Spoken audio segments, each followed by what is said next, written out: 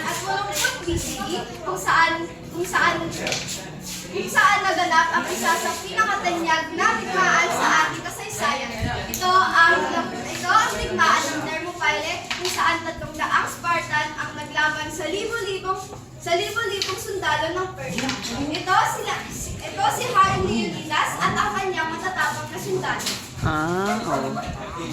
May. Spartan, handa na ba kayo lumaban para sa kalayaan? Oo, Haring Leonidas! Para sa kalayaan ng Greece!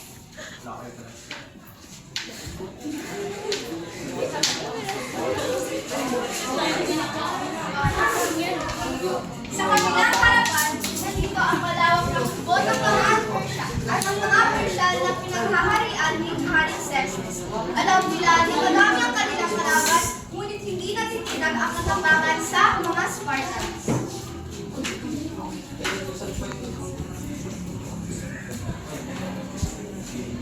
Leonidas, sumuko ka na! Hindi mo kaya talunin ang aking hukbo.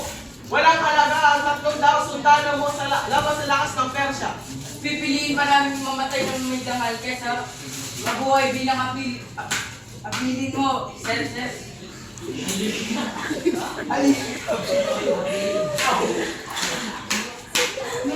O, nagets namin yun. Matatalino kami dito. Dahil joke lang.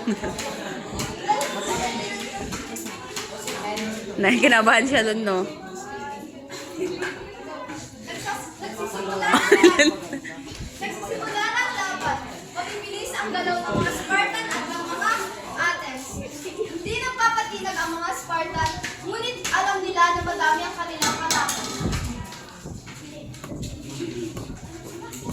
O, labas na daw. Oo. Ay!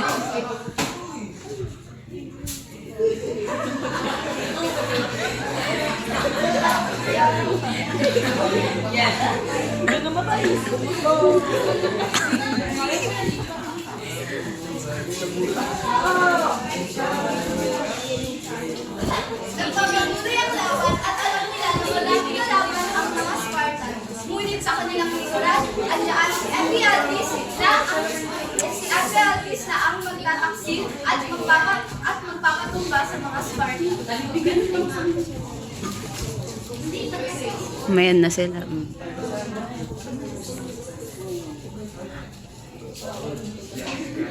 Ano kailangan mo?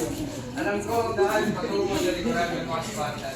Pwede mo sila malibutan at durugin. Ah, ikaw palang traidor! At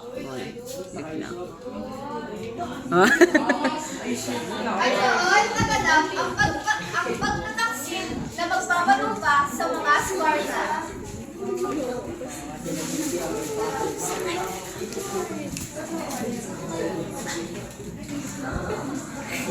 Ang ganda ng costume ni Dancel. Si Dancel yun.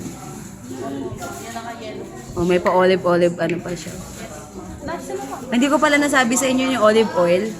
Pinasabi nila na pinakamatagal daw na ano. 'Di ba? Kasi saan siya na ano, nahukay. May nahukay silang jar sa Greece. Ang mahalaga. Oo. Sa loob ng ano na may ano, honey. Yung ano, Hindi ko na pala nabanggit sa inyo yun. Masyak kami dun. Very good naman nila dun.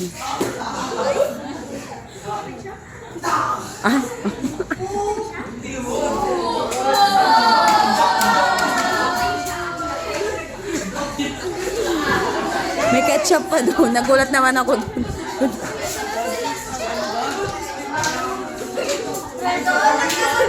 Ang laban ng Thermopylae. At doon nagtatapos ang laban ng Thermopylae. Natalo ka si Leonidas, ngunit siya ang nakapayo hanggang sa kanyang kamatayan. Okay, palampakan naman natin din sila.